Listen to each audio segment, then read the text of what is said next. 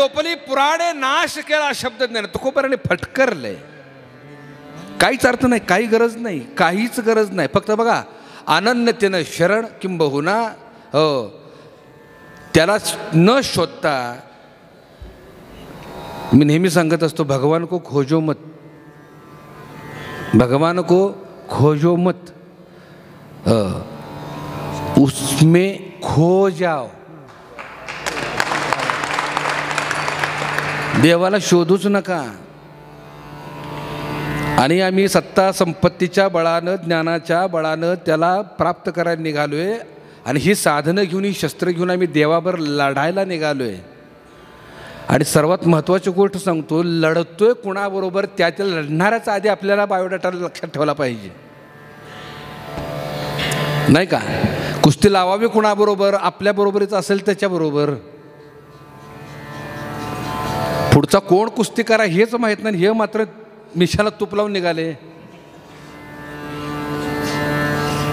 बरोबर आहे की नाही. पाठांतरानं तो प्राप्त होणार आहे, हां आमच्या गायकीनं तो प्राप्त होणार आहे, सत्ता संपत्तीनं तो प्राप्त होणार आहे, हां पैशानं तो प्राप्त होणार आहे. हे बघा कोण आहे आधी ओळखून घ्यायला पाहिजे.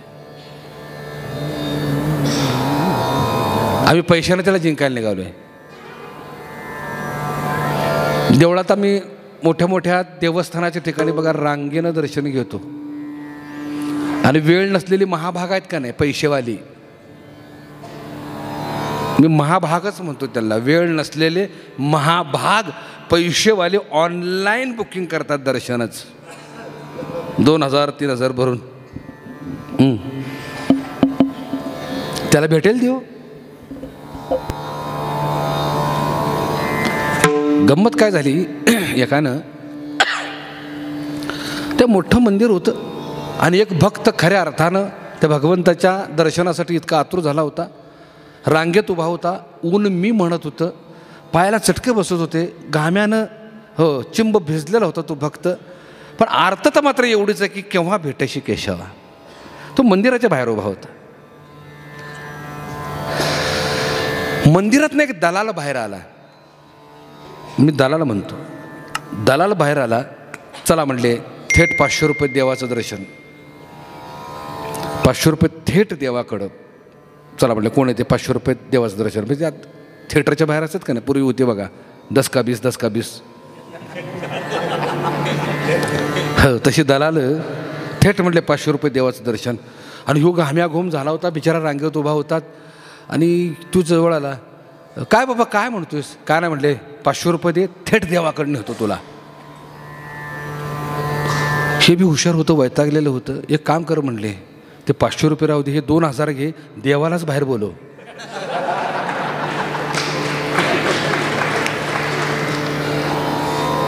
बरोबर आहे ना. देव जर लाच घेत असता तर त्याला देव कसला म्हणायचा. आम्ही ओळखलाच नाही त्याला. आनंद सागरात प्रेमे पुढे दिदली, लाभले सौख्य मोठे नाही बोलत आहो. त्याबरोबर त्याला शोधायला जाऊ नका. आनंदाच्या सागरात थेंबानं उडी मारावी, थेंबानं उडी मारावी. त्याला शोधूच नका, सापडणारच नाही. भूमिका समजून घ्या. मग काय करावं, शोधता शोधता तोच होऊन राहावं. देव पहावयासी गेलो तेथे देवचे होऊन, ही भूमिका पाहिजे.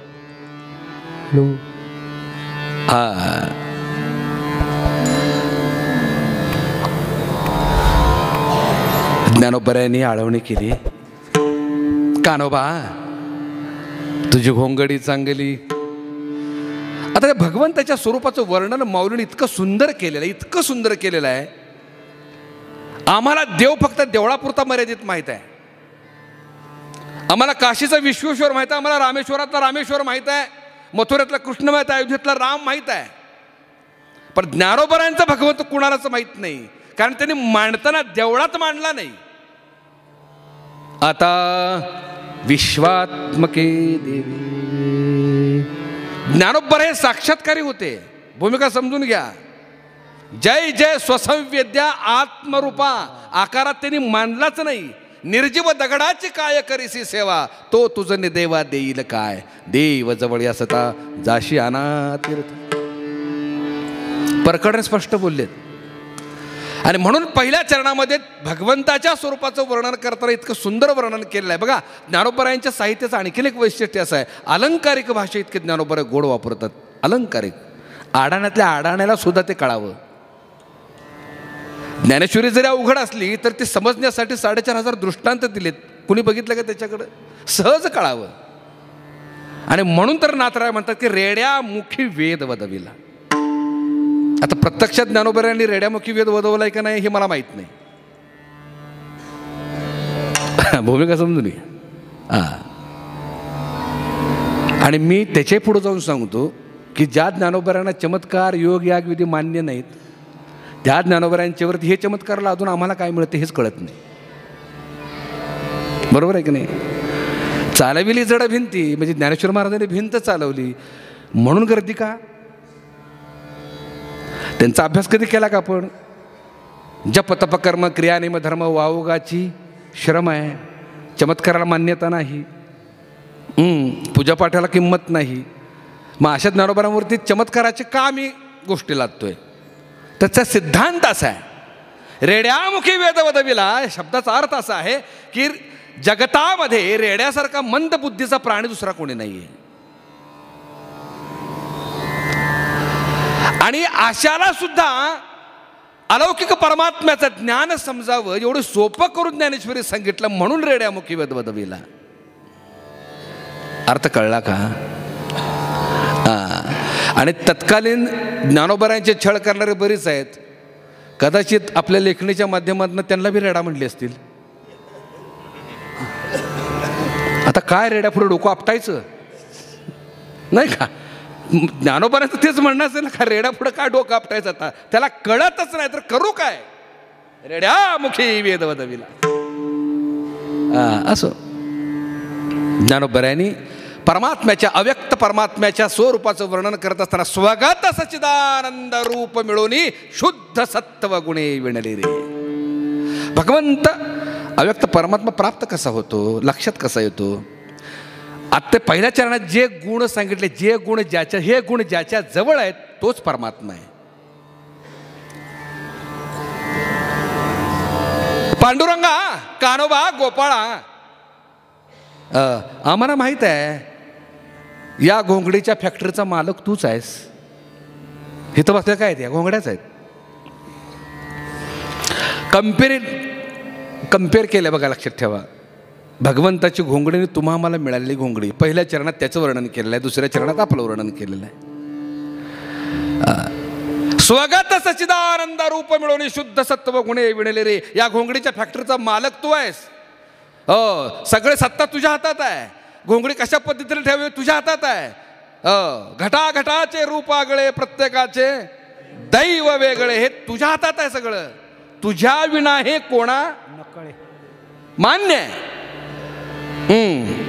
पण किमान तुझ्या बरोबरीची जरा तरी आम्हाला ही घोंगडी द्यावी. तुझी घोंगडी कशी आहे? स्वगत म्हणजे स्वतःसाठी. कशी निवडलीस? सच्चिदानंद रूप मिळवून शुद्ध सत्व गुणे विणली रे. एकूण गुण 3 आहेत, रजोगुण, तमोगुण आणि सत्वगुण. खऱ्या अर्थानं परमार्थासाठी, साधकासाठी, नामधारकासाठी त्रिगुण म्हणजे नाशिवंत गोष्ट आहे. तुकोबऱ्याने आपल्या 12 भागात सांगताना सांगितले, रजतम सत्व आहे ज्याचे अंगी, याच गुणे जगी वाया गेला.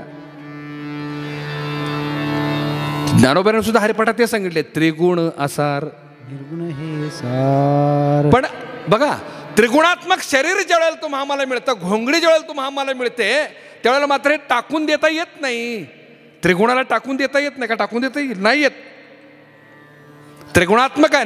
नुसतं शरीर त्रिगुणात्मक नाही तर ब्रह्मांड सृष्टी त्रिगुणात्मक आहे. रजोगुण, तमोगुण आणि सत्वगुण. पण तुकोबराने आपल्याच 12 भाग सांगताना सांगितले की तुका म्हणे येथे सत्वाचे सामर्थ्य. परमार्थासाठी सत्वगुण हा अत्यंत पोषक आहे. आणि ज्याच्याजवळ सत्वगुण नांदतो त्याच्याजवळ भगवंत वास करतो, हा त्याचा सिद्धांत आहे. स्वगत सचिदानंद रूप मिळून शुद्ध सत्व गुणे विणली रे. अर्थ कळला का? भगवंताला सत्वगुण फार आवडतं. का? सात्विक माझे स्थान, राजस स्वर्ग भुवन, तामसती जाण अधोगती. सत्वगुण भगवंताला खूप आवडतात म्हणून सत्वगुणानं विणलेली घोंगडी म्हटलेलं आहे. सात्विक आसन कांबळा, राजस पितांबर पाटोळा, तामस चर्म प्रबळा जाणगा पार्था. आता प्रत्येक शब्द आणि शब्द जर सोडवत जायचं म्हटलं तर मला आठवडा पुरणार नाही अभंग सोडवायला. पटकन पुढं जाऊ आपण. तुझी मात्र भगवंता सत्वगुणाने विणलीस, शुद्ध सत्वगुणे विणले रे. आणि वेळ काढून तुझ्या घोंगडीला तू काय केलेस माहिती आहे का? षडगुण गोंडे रत्न जडित तुझं. तुझी घोंगडी विस्तीर्ण आहे, व्यापक आहे, अखंड आहे. वेळ काढून तू काय केलंस माहिती आहे का? षडगुण ऐश्वर्याचे गोंडे तुझ्या घोंगडीला लावलेस. कोणते गोंगडे ते? यश, श्री, औदार्य, सामर्थ्य, ज्ञान आणि वैराग्य हे षडगुणाचे तुझे घोंगडीला गोंडे लावलेस. ते बी कसं? रत्न जडित. तुझ श्याम सुंदरा शोभली रे कानोबा तुझी घोंगडी चांगली, मग आम्हासी का दिली वांगुली रे. आता आपल्या घोंगडीकडे येऊ. कानोबा तुझी घोंगडी व्यापक विस्तीर्ण, हो, अखंडच आहे का नाही? बरं केवढी मोठी आहे घोंगडी? त्याची घोंगडी केवढी मोठी आहे बघूया जरा, थोडंच तपासून बघू. आम्ही शेंद्र्यात राहतोय नाही का? आपण इथंच थांबायचं आणि मनानं माझ्याबरोबर चला म्हणजे आपली लायकी कळेल. जिल्हा सातारा, राज्य महाराष्ट्र, देश भारत, खंड आशिया, अशा खंडात त्या टोकात जायचं नाही. आपण दिसतो का बघा बरं इथं जरा. इमॅजिन फक्त. बरं राहू द्या. ग्रह पृथ्वी आहे. पृथ्वीच्या त्या टोकावरनं या गावात बघा तपासून दिसतोय का आपण? आपण सोडा, हे गाव बी दिसत नसेल. आपली लायकी सोडा, पृथ्वीची लायकी काय आहे बघा. सुईच्या टोकावरती धुळीचे लाखो कण आहेत, त्यातला एक कण म्हणजे पृथ्वी आहे. एक कण म्हणजे, कळलं का मी काय बोललो ते? सुईच्या टोकावर धुळीचे लाखो कण आहेत, त्यातला एक कण म्हणजे पृथ्वी आहे. अशा अनंत पृथ्वी, अनंत सूर्य, अनंत चंद्र, अनंत ग्रह, अनंत मंगळ ज्या एका गोलात वास करतात त्या एका गोलाचं नाव आहे एक ब्रह्मांड. एक ब्रह्मांड. असे अनंत ब्रह्मांड आहेत आणि त्या सगळ्या अनंत ब्रह्मांडाचा पालन करता कोण आहे? आता मला सांगा, एवढे अनंत ब्रह्मांड आहेत, एवढं व्यापकत्व आहे, पण हे ब्रह्मांड कुठं आहेत? त्याच्या पोटात आहेत. अनंत ब्रह्मांड उदरी हरी हा बालक नंदा घरी. आता तो केवढा आहे बघा मग. बरं त्याची घोंगडी अखंड आहे, आधीमध्ये कुठंच फाटलेली नाही, कारण पंचतत्वानं विणलेली ही घोंगडी.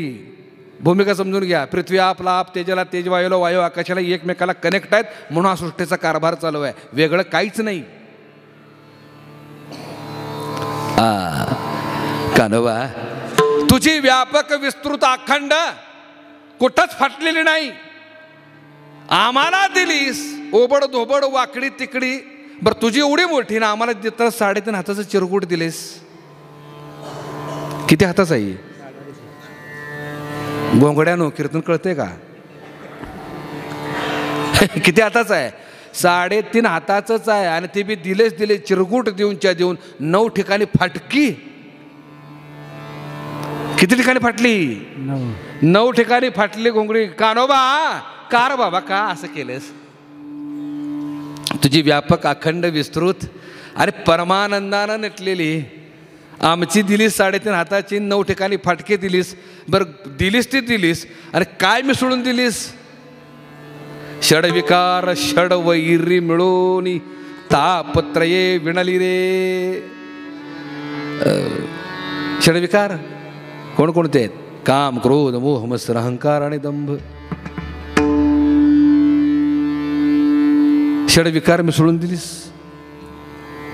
तुझी घोंगडी मात्र फॅक्टरी इतकी सुंदर आहे, इतकी देखणी आहे, परमानंदाने नटलेल्या आमची ह्या घोंगडीची फॅक्टरीचं वर्णन ऐकायचं का? ह्या घोंगडीच्या फॅक्टरीचं वर्णन काय सांगू मी, गर्भीच्या यातना मज भोगिता, नारायणा मास मल मूत्र जाण. ही घोंगडी ज्यावेळेला ह्या फॅक्टरीत तयार होत असते, आतमध्ये काय काय, कूलर लावलाय, AC लावलाय, किंवा ऑर्डर दिल्याबरोबर 5 पकवान येते, असं काय? 9 महिने 9 दिवस ही घोंगडी वटवागळासारखी उलटी, आणि खायला काय, आईची लघवी विष्ठा घाण, आजूबाजूला काय, मांस मलमूत्र, अशी घोंगडीची फॅक्टरी. बरं घोंगडी कशी आहे? हा देह नाशिवंत, मलमूत्राचा बांधावरी चर्म घातले का, कृमी कीटकाचा सांदा, रवरवती दुर्गंधी. काय घोंगडीचं वर्णन आहे बघा, रवरवती दुर्गंधी, कर्म अकर्माणी त्रिगुण नरक मुताने भरली रे. कशाने भरली? नरक मुताने भरली रे. एवढंच नव्हे, समर्थ रामदास स्वामी सांगताना सांगतात ही घोंगडी कशी तयार झाली आणि कुठलं कुठलं रसायन वापरले. 9 मासाचा विटाळ, त्याचा आळोनी झाला गाळ, त्यामध्ये जन्मला हा चांडाळ मनुष्य देह. किती महिन्याची विटाळाचा आहे?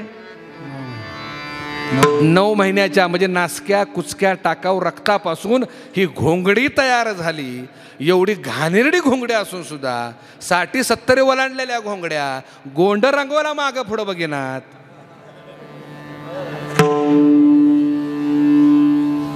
बाबा गोंड रंगवणं कळलं, कलप कलप गोंड रंगवाल र, पण घोंगड्याला सुरकुत्या पडल्या, त्याचं काय? सुरकुत्या कुठल्या इस्त्रीनं बुजणार नाहीत त्या. अलग लक्षात. अशी विदारक घोंगडी. तापत्रये विणली रे. कशाने विणली? तापत्रये. ताप माहित आहेत? त्रिविध ताप. त्रिविध ताप माहित आहेत का? नाही ना. असंच मी एका मोठ्या जिल्ह्यात माऊल्यांना विचारलं, माऊल्यांना त्रिविध ताप म्हणजे काय सांगता का? 1 नाही 2 नाही. अरे म्हटलं सांगा त्रिविध ताप म्हणजे काय, येताना बरोबर घेऊन आलो आपण. 1 नाही 2 नाही. आणि आधीच काय सगळी माझ्यावर डोक धरून आहेत. हे काय हसवत नाही, काय नाही, सासूसून सांगत नाही, बेवड्याच्या गोष्टी सांगत नाही, उगीच काय तर काढते, कशाला बोलवता ह्याला. आणि तू वैतागली होती ती. मी म्हटलं सांगा त्रिविध ताप म्हणजे काय. बऱ्याच वेळाने एक म्हातारी उठली आणि म्हणली, बुवा तुझं त्रिविध ताप ठेव बाजूला, तुला बोलवून जो पश्चाताप झालाय तुला हे मोठा झाला. तिनं ताप सांगितला, पण कुठला सांगितला? पश्चाताप. अरे खरं सांगू का की बघा तुम्ही यूट्यूबवरती बघा, लक्षात आलं का? माझ्याबरोबर सर महाराष्ट्रात आम्ही पिंजून काढत असतो बघा. कुठल्याही कीर्तनामध्ये सासूसून नसते, बेवड्याच्या गोष्टी नसतात. बघा आध्यात्मिक अध्यात्म. आणि माझं दुखणं सांगू का, मला 1च वर्ष बोलवतात, परत बोलवत नाहीत.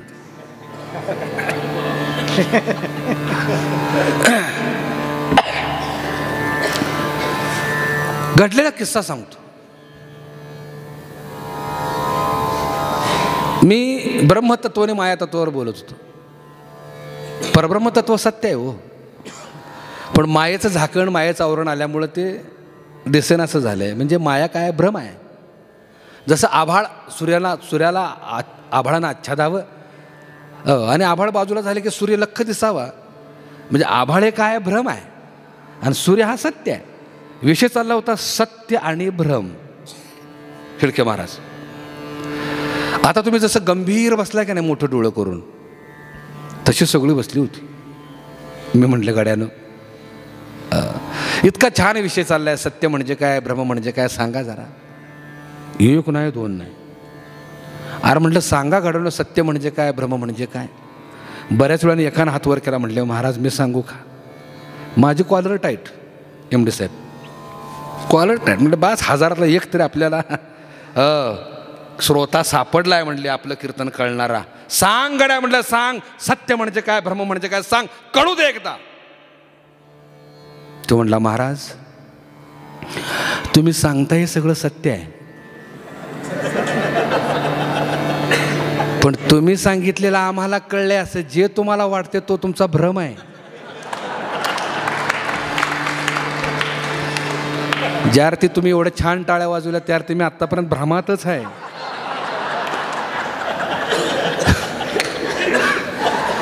म्हणजे तुम्हाला कीर्तन कळते हा माझा भ्रम आहे का? विठाल विठाल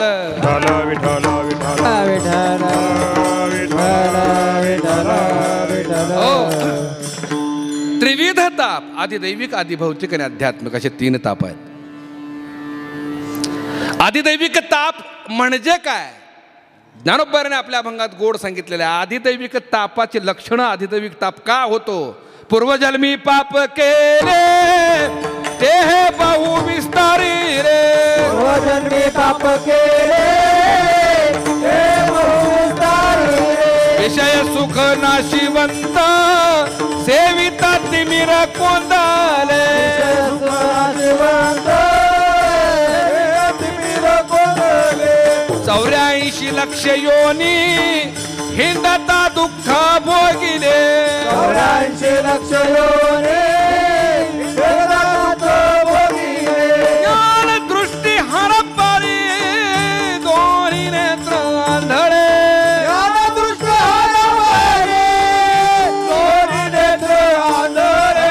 धर्म जागो सदैवाचा जेव्हा परोपकारी. आंधळ्या दृष्टी देतो त्याचे नाव मी उच्चारी. देवा परोपकारी. आंधळ्या दृष्टी देतो त्याचे नाव मी उच्चारी.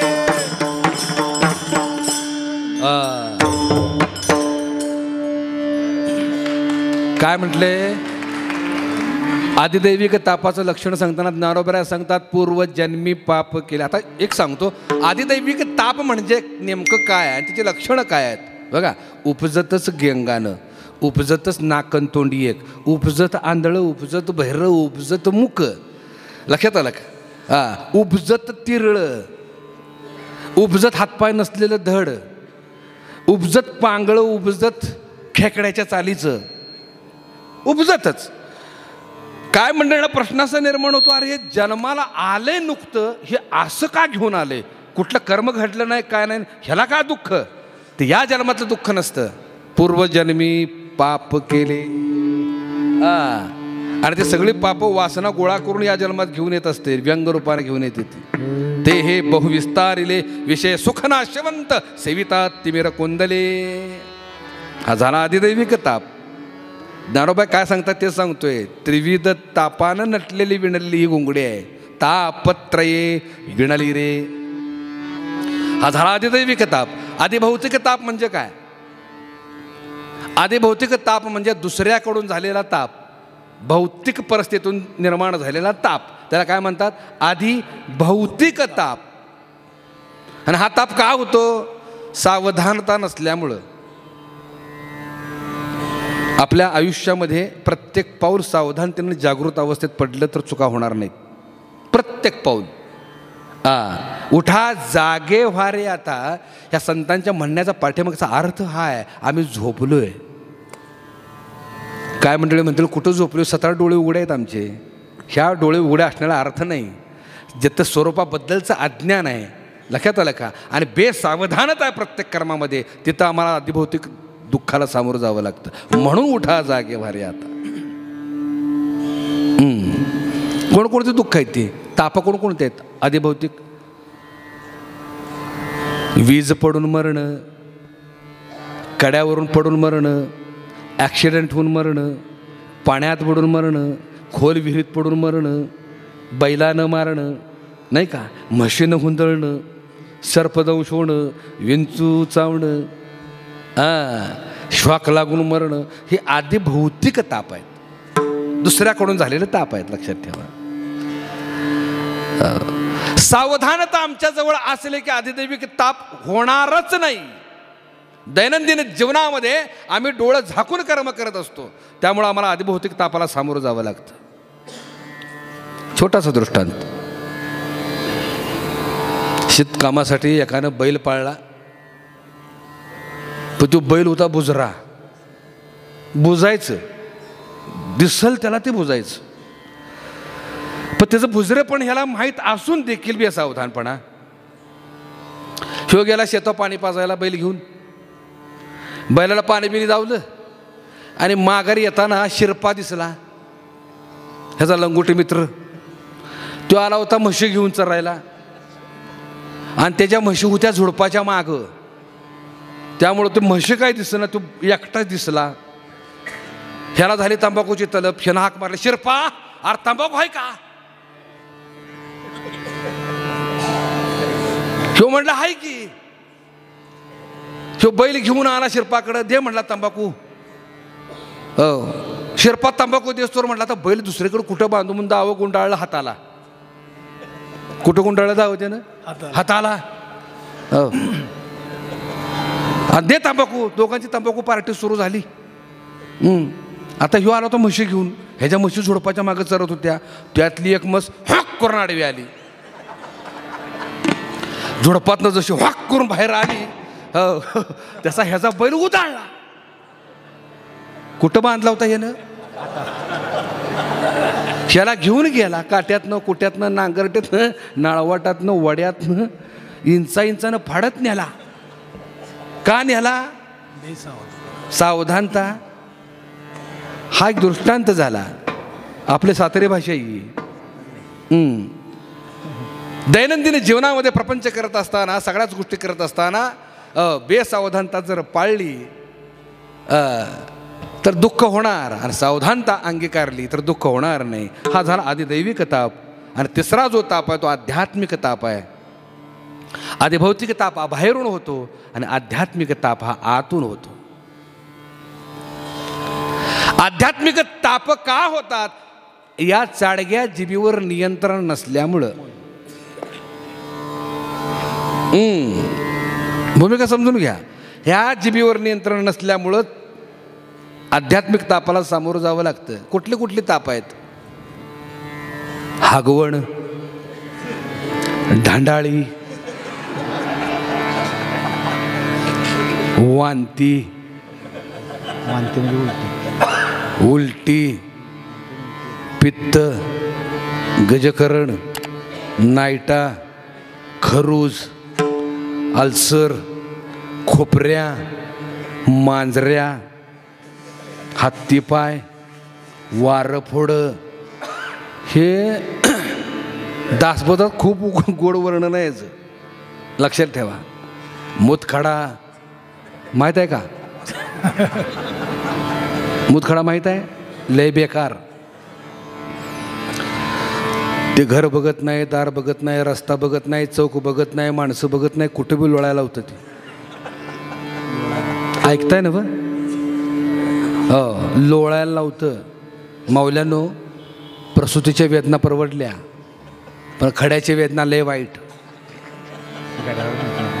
आमची माऊली प्रसूतीच्या वेदना सहन करील का? पोटी पुत्र संतान जन्माला येणार आहे त्याचा आनंद असतो. खडा जन्माला घालून कुठला आनंद मिळायचा आहे? तो अनमोल आहे म्हणून काय अंगठीत घालायचा आहे? बिनकामाचा. बट विशेष काय माहिती आहे का? सोनोग्राफी करायला गेलो की डॉक्टर सांगतात बाळ सुदृढ आहे, काळजी करू नका. पण खड्याची जर सोनोग्राफी करायला गेलं, डॉक्टर जर म्हणला खडा सुदृढ आहे, काय अवस्था होईल? अहो, प्रसूतीची तारीख तरी डॉक्टर देतात, तो खड्याची तारीख बी देत नाहीत. ती बिल मात्र दणकून असतं, पण बाळात पण खड्याचं सांगत नाहीत. जोपर्यंत ते बाहेर पडत नाही तोपर्यंत गॅसवरच येऊ. आता हसायला येते, पण ज्याला झालाय त्याला विचारा. बरं, एवढ्या प्रभावीपणे मी का सांगतोय माहिती आहे का? त्या फेजमधनं मी गेलोय. लय वाईट. असा हा मूतखडा. मूळव्याध आहे का माहीत? त्याचाच परिणाम आहे ह्यो. आप्पा तिरकं का चालताय? आप्पा म्हणतो काय नाही बाबा, तरुणपणात खाल्लेलं फेडतोय.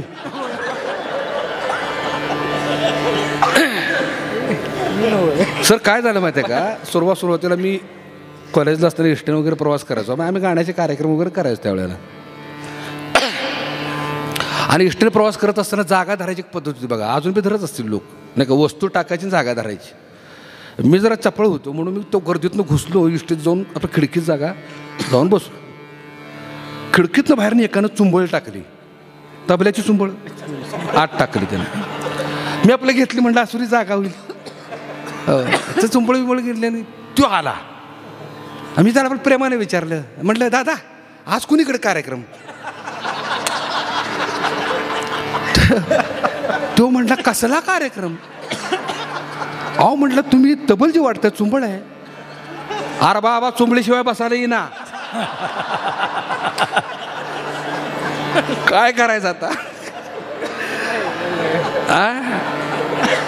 तेव्हा लक्षात आलं माझ्या की चुंबळीशिवाय बसायला म्हणजे कुठला आजार आहे ह्यो. हिच्यावर नियंत्रण ठेवलं ना तर चुंबळ बी घेऊन फिरायची गरज काय सांगावं. वलं सुक गरगरीत रसरसरीत चमचमीत झणझणीत नाही का, खाताना बरं वाटतं. पण निसरताना लय ताप देतं ती. म्हणून आत्ता सावधान, ह्या चाडग्या जिबीवर भरोसा ठेवू नका. भल्या भल्यांचं वाटोळं केलंय. तापत्रये विणली रे. नवा ठाई फाटून गेली तितवा म्हासी दिदली रे. कानोबा तुझी घोंगडी चांगली आम्हासी का दिली बांगुली रे. विठाल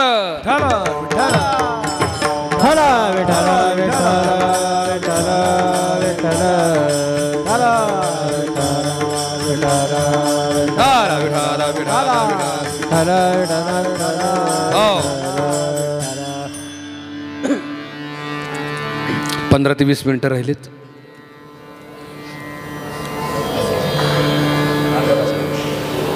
ठीक आहे. आजच्या भंगातून माऊलींनी उपमा देताना वस्त्राची उपमा दिलेली आहे.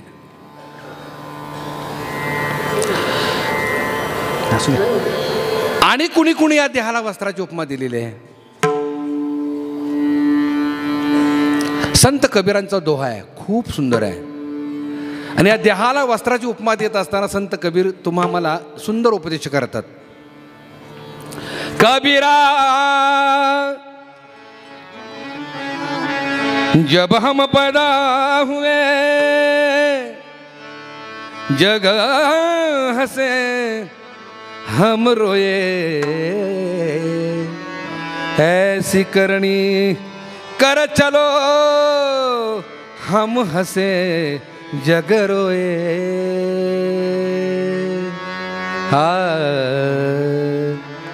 चदरिया चदरिया जीनी रे जीनी हे राम राम रस भिनी. चदरिया जीनी रे जीनी हे राम राम रस भिनी. चदरिया जीनी रे जीनी हे राम राम रस भिनी. चदरिया जीनी रे जीनी.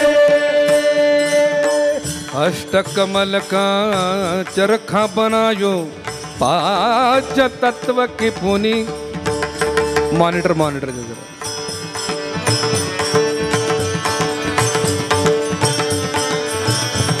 हाँ अष्टकमल का चरखा बनायो 5 तत्व की पुनी. 9-10 मास पुनः नको लागे. 9-10 मास पुनः नको लागे. दिन दिन मैले केने चदरिया जीनी रे जीनी जीनी जीनी जीनी हे राम राम रस भिनी. चदरिया जीनी रे जी जीनी रे जीनी जीनी रे जीनी.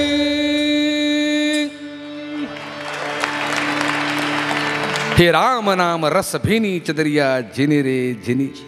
भगवंताला प्राप्त करण्यासाठी ए जीवात्म्या तुला एक सुंदर चादर दिली आहे. त्या चादरीचं नाव आहे मनुष्य देह. आणि ही चादर विणली कशी? अष्टकमलका चरखा बनायो.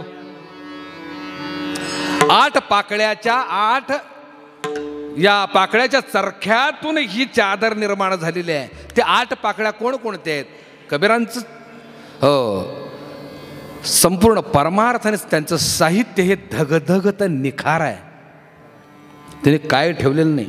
भुरसटलेल्या परंपरेवर घाला घातला त्याने. कबीनं छुवत कागद शाई. आयुष्यात तिने कागदाला कधी शाईला म्हणजे पेनाला हातच लावला नाही. पण आपल्या दोह्यातनं एका बाजूला विश्व आणि एका बाजूला त्यांचे दोहे. एवढं सामर्थ्य त्यांच्या दोह्यात लक्षात ठेवा. जीवनाचा उद्धार आहे.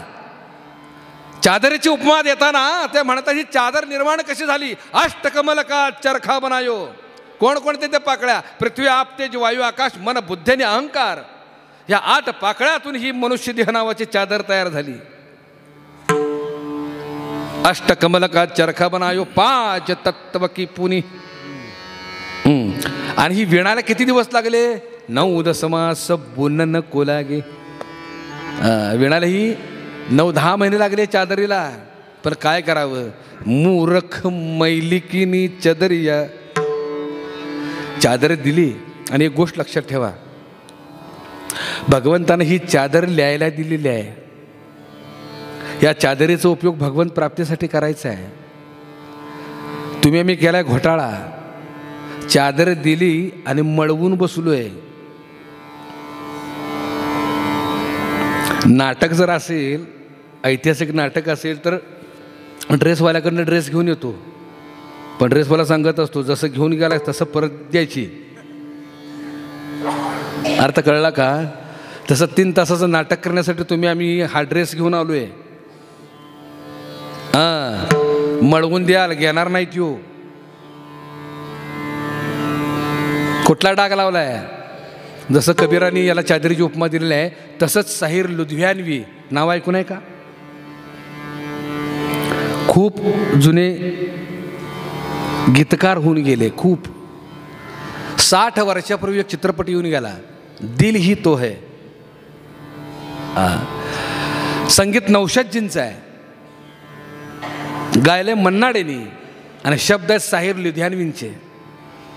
आणि त्यांनी या देहाला उपमा देताना कशाची उपमा दिली आहे का?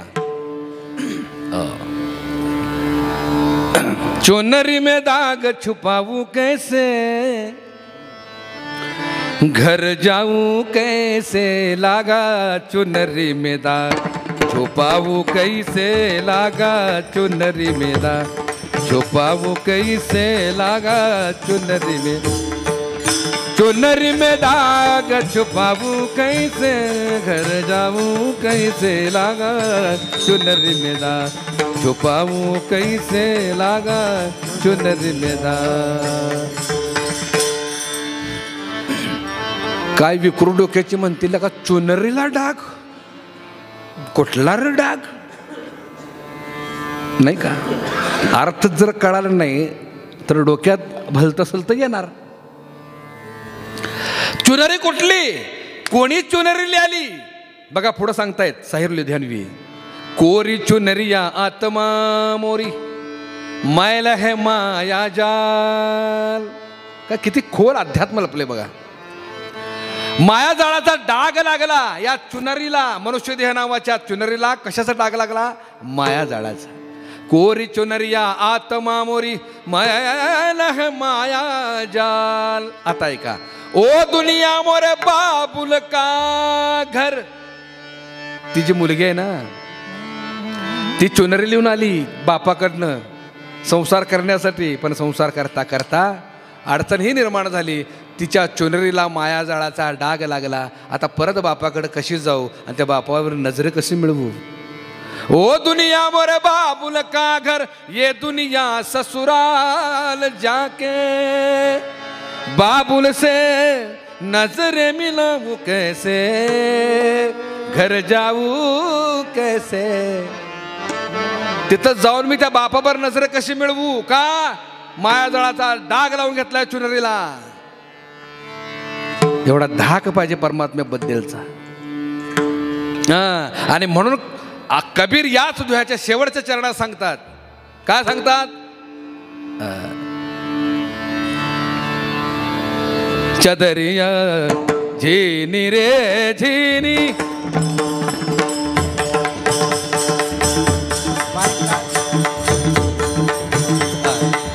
द्रोह प्रह्लाद सुदामाने ओढी चदरिया. द्रोह प्रह्लाद सुदामाने ओढी शुक दे निर्मल केनी. दास कबीरने ऐसी ओढी, दास कबीरने ऐसी ओढी, जो की त्यो कर दिनी चदरिया. झिनी रे झिनी झिनी झिनी झिनी, हे राम नाम रस भिनी चदरिया. झिनी रे झिनी, झिनी रे झी, झिनी रे झिनी. द्रुह प्रह्लाद सुदामाने ओढी चदरिया. चादर फक्त तुम्हा मलाच नाही मिळालेली, चादर अशी संतांनाही मिळालेली आहे. कोणी कोणी ओढली चादर? द्रुह प्रह्लाद सुदामाने ओढी चदरिया. शुक दे निर्मल केनी, शुकमुनीला सुद्धा मिळाली. आणि पुढे काय म्हणतात? दास कबीरने ऐसी ओढी. आता ऐसी हा शब्द तिथं खऱ्या अर्थानं नाही आहे, जतन से ओढी. काय शब्द आहे तिथं? दास कबीरने जतन से ओढी. कारण त्यांना माहीत आहे ही चादर ल्याला दिलेली आहे, ही आपली नाही, ज्याची त्याला परत करायची आहे म्हणून सांभाळून वापरली, असा त्याचा अर्थ आहे. जतन से ओढी. आणि पुढे काय म्हटले? जो की त्यो कर दिनी, ज्याची त्याला देऊन टाकली तशी आम्हाला देता आली पाहिजे. भूमिका समजून घ्या. या देहाला आणि कुणी उपमा दिलेली आहे वस्त्राची?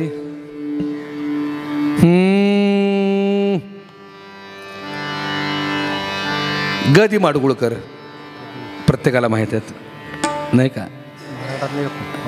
कलियुगीचे वाल्मिक. जगाच्या पाठीवर चित्रपट होऊन गेला. गदिमांनी शब्द दिलेले आहेत, संगीत सुधीर फडकेंचं आणि गायलंही सुधीर फडकेंनीच. एक धागा सुखाचा, 100 धागे दुःखाचे. एक धागा सुखाचा, 100 धागे दुःखाचे. जर तारी हे वस्त्र माणसा तुझी या आयुष्याचे. एक धागा मुखी अंगडी बालपणाची, रंगीता वसने तारुण्याची. मुखी अंगडी बालपणाची, रंगीता वसने तारुण्याची. जीर्ण शाल मग उरेशवती, लेणे वार्धक्याचे. एक धागा सुखाचा, 100 धागे दुःखाचे. जर तारी हे वस्त्र माणसा तुझे या आयुष्या.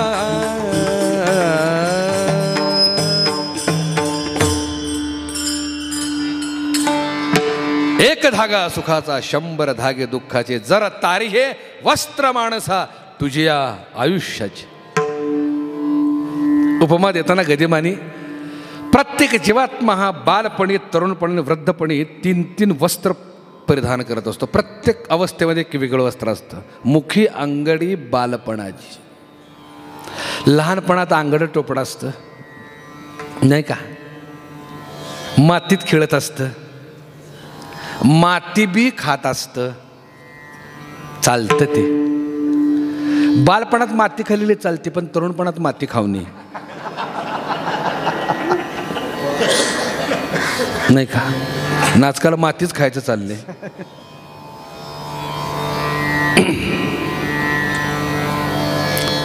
चंद्रभाव पांडुरंगा. 3 काळाची अवस्था बघा. चंद्रभाव पांडुरंगा मन करा थोर, कैवल्याच्या चांदण्याला भुकेला चकोर, कैवल्याच्या चांदण्याला भुकेला चकोर. चंद्रभाव पांडुरंगा चंद्रभाव पांडुरंगा मन करा मन करा कैवल्याच्या चांदण्याला भुकेला चकोर, कैवल्याच्या चांदण्याला भुकेला चकोर. बालवई खेळी रमलो तारुण्य नासले, बालवई खेळी रमलो तारुण्य नासले. वृद्धपणी देवाता, वृद्धपणी देवाता, दिसे पहिलं तीर चंद्रभाव पांडुरंगा, चंद्रभाव पांडुरंगा. मन करा थोर, मन करा थोर, कैवल्याच्या चांदण्याला भुकेला चकोर, कैवल्याच्या चांदण्याला भुकेला चकोर रे, भुकेला चकोर रे, भुकेला चकोर.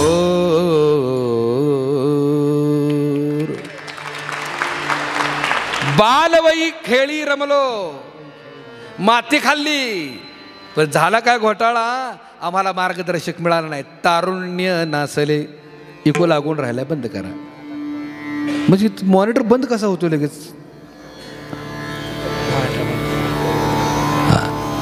बालवई खेळी रमलो तारुण्य नासले, नासले का नासवले हो, नासले का नासवले, तिथून पुढचा विषय मी घेणार नाही. पण तुम्ही समजून घ्या, तुम्ही सुज्ञ आहात, तुम्ही जाणकार आहात. नासवलं तारुण्य.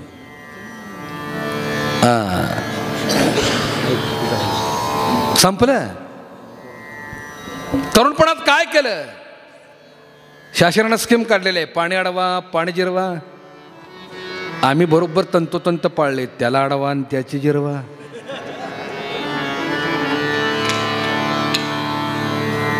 आडवा आडवीन जिडव्या जिरवीशिवाय काय ऐकायलाच मिळेना आजकाल. आणि तरुणांना तिकडंच लावले, आडवा आणि त्याची जिरवा. सुट्टी देऊ नका, चांगला सत्कार करा त्याचा. आणि ज्या वेळेला अवयव गलित गात्र होतात, इंद्रिय आपली सत्ता सोडतात, आपल्या आज्ञा मान्य करणं सोडतात, त्यावेळेला जीर्ण शाल बघू रे शेवटी लेणे वार्धक्याची. शरीररूपी जीर्ण शाल पांघरून खुर्चीवर बसतं घराच्या बाहेर आणि हिसाब किताब करत असतं. काय हिसाब किताब करतं, कुणाकुणाची जिरवली, कुणाकुणाला पाणी पाजलं, कुणाकुणाला अडवलं, आणि सगळ्यांची जिरवता जिरवता माझी कशी जिरली. नाही का. तरुणपणात किती बी जिरवा जिरवी करा, पण वृद्धापकाळात आपली जिरती लक्षात ठेवा. अशी तशी जिरत पक्की जिरती. आलं का लक्षात.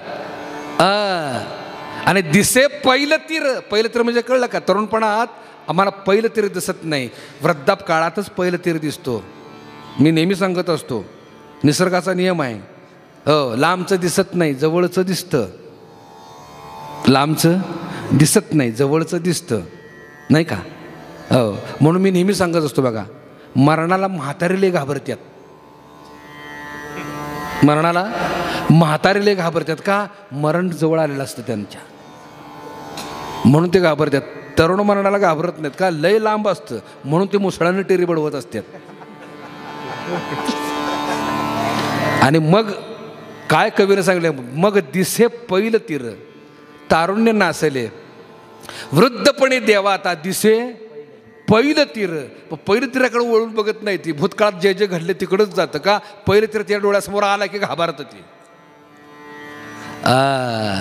गदिमांचा दृष्टिकोन किती सुंदर आहे बघा. मुख्य अंगडी बालपणाची, रंगित वसने तारुण्याची, जीर्ण शाल मगवरे शेवटी लेणे वार्धक्याचे. इतकी सुंदर उपमा दिली. आणि कोणी उपमा दिली हो या देहाला, वस्त्राची उपमा कोणी दिली. शेवटचा दृष्टांत सांगतो, सेवेला पूर्णविराम देतो. कोणी दिली उपमा? एक दृष्टांत आहे. सर्व गोपिका यमुनेच्या डोहामध्ये स्नानाला गेल्या. आपापली वस्त्र किनाऱ्यावरती ठेवली डोहाच्या आणि नग्नावस्थेत स्नानाला गेल्या. हळूच भगवान श्रीकृष्ण आले. त्यांनी सगळ्या गोपिकांची वस्त्र उचलून जाऊन कळंबाच्या झाडावर बसले. बाबा बस की रे, काय झालं? चुळबुळ करू नकोस. वस्त्र उचलले कळंबाच्या झाडावर जाऊन बसले. एका गोपिकेनं पाहिलं आणि कुजबूज सुरू झाली. बायगा आपली कपडे म्हणले, देवानं उचलून झाडावर बसलाय देव. सगळ्या गोपिकांनी विनवणी केली, हो कृष्णा दे बरं आमची वस्त्र, असं करू नकोस. आपापली लज्जास्थळं झाकत झाकत देवाला हाक मारली, विनवणी केली. देव म्हणाले, गोपिकांनो दोन्ही हात वरती करून नग्न अवस्थेत माझ्यापर्यंत या, मग तुम्हाला वस्त्र देतो. हा झाला दृष्टांत. पण हा दृष्टांत जर आम्हा सारख्यांना समजावून सांगता आला नाही, त्याच्या पाठीमागचं अध्यात्म जर पटवून देता आलं नाही, लक्षात आलं का? आणि आमचं विशेष काय माहिती आहे का, काल्याच्या कीर्तनामध्ये हा दृष्टांत सांगताना आम्ही चटणी मीठ लावून सांगतो. शृंगारिक चटणी मीठ लावतो. देवाने नग्न अवस्थेत बाहेर यायला सांगितलं, हात वरती करून यायला सांगितलं. अरे पण सिद्धांत काय, अध्यात्म काय सांग. आणि आम्हाला हे अध्यात्म न पटवून देता आल्यामुळं इतर धर्मी आमच्या धर्माला नावं ठेवतात. काय नावं ठेवतात? अरे म्हटलं ह्यांच्या धर्मातला देव बायकांचे कपडे झाडावर घेऊन बसतो का, असला कसला देव आम्हाला मांडता येईना. व्यासांचा दृष्टिकोन, वाल्मिकाचा दृष्टिकोन आमच्या लक्षात नाही. म्हणून सुरुवातीला मी सांगितलं अर्थे लोपली. काय कोण आहेत गोपिका त्या? डोह कुठला आहे? कुठला डोह आहे तो? मुक्ताबाईनं सांगितलं बघा तो डोह. गोपिका म्हणजे तुम्ही आम्ही. गोपिका म्हणजे तुम्ही आम्ही. आणि कुठल्या डोहात तुम्ही आम्ही आंघोळ करतोय, कुठल्या डोहात तुम्ही आम्ही पोहतोय? भव नदीचे पाणी रे गड्या मोठे ओढीते, भल्या भल्या पोहणाऱ्या उलथुनी पाडीते, भल्या भल्या पोहणाऱ्या उलथुनी पाडीते, भल्या भल्या पोहणाऱ्या उलथुनी पाडीते, भल्या भल्या पोहणाऱ्या उलथुनी पाडीते. उलट उलट माघारा गड्या फिरगोत खाशी, उलट उलट माघारा गड्या फिरगोत खाशी. भरला पूर मायेचा लोंढा वाहून या जासी, भरला पूर मायेचा लोंढा वाहून या जासी, भरला पूर मायेचा लोंढा वाहून या जासी, भरला पूर मायेचा लोंढा वाहून या जासी. भव नदीचे पाणी रे गड्या, भव नदीच्या या पात्रात तुम्ही आम्ही आहोत. आणि झोले कशाचे घेतोय माहिती आहे का? संचित क्रियामानाच्या लाटा मोडून लावी ती नीट वाटा, वेचुनी प्रारब्धाचा साठा, निजात्म तटा काढी ती, वैराग्याचे निज नावाडे आढळ बैसले चहूकडे, विषयांच्या आदळ रोकडे, वेचुनी धडपडे काढी ती काठा. तुमच्या आमच्या अशावस्था लक्षात ठेवा. तुम्ही आम्ही गोपिका आहोत. भवनदीच्या डोहात तुम्ही आम्ही स्नान करतोय. आणि भगवंतांना वस्त्र कोणाची उचललेले आहेत? आपली. कुठली? वस्त्र म्हणजे देहबुद्धी. प्रत्येक जीवात्मा देह नावाचं वस्त्र पांघरून आलाय. आणि ही देहबुद्धी जोपर्यंत जात नाही तोपर्यंत आत्म्याची आणि परमात्म्याची भेट होत नाही. देवाचे आपल्यामध्ये सुरुवातीलाच विषय झाला. देवाचे आपल्यामध्ये हा देह आडवा आलाय, हे वस्त्र आडवा आलंय. आणि वस्त्र कुणाचं आहे? ज्ञानेश्वरीमध्ये खूप सुंदर वर्णन केलं आहे. स्वमायेचे आडवस्त्र लावणी खेळवी नाना सूत्र. त्याचंच वस्त्र आहे हे. पण आडवा आल्यामुळं झाले काय? तो दिसेना, तो कळेना, किंवा परमात्म्याने आत्म्याची गाठ भेट होईना. म्हणून मी मग पोट दृष्टांत देत असतो. पाण्यानं भरलेला माठ, पाण्यानं भरलेला माठ मातीचा पाण्याच्या डोहात नेऊन बुडवला. पाणी आत आहे का बाहेर आहे? बोला. आतही आहे आणि बाहेरही आहे. बरोबर आहे ना? पण आत आणि बाहेर हा शब्द प्रयोग का करावा लागतोय? माठामुळं. पाण्यातल्या पाण्यात जर माठ फुटला, आतलं पाणी आणि बाहेरचं पाणी वेगळं करून दाखवा. तसं जोपर्यंत हा देह बुद्धीचा माठ फुटत नाही तोपर्यंत परमात्म्याची आणि आत्म्याची गाठभेट होत नाही. म्हणून देह बुद्धीचा निश्चयोजा ढळेना तया ज्ञान कल्पांत काळी कळेना. तोपर्यंत त्याचं कळणार नाही ते ज्ञान. लक्षात ठेवा. भगवंतानीच ती देहबुद्धी काढून घेतली आणि सांगितलं तुम्ही नग्नच आहात, तुम्ही मुक्तच आहात. देहाचं बंधन तुम्हाला नाहीच आहे, पण तुम्ही अडकलात देहबंधनामध्ये, त्यामुळे तुमची माझी गाठभेट होत नाही. देहबुद्धी बाजूला करा आणि नग्नावस्थेत मूळ स्वरूपात या, तरच मी तुम्हाला भेटेन. आत घागर बाहेर पाणी, पाण्याशी पाणी आले मिळोनी, नाथांच्या घरची उलटी खुण, पाण्याला मोठी लागली तहान. भूमिका समजून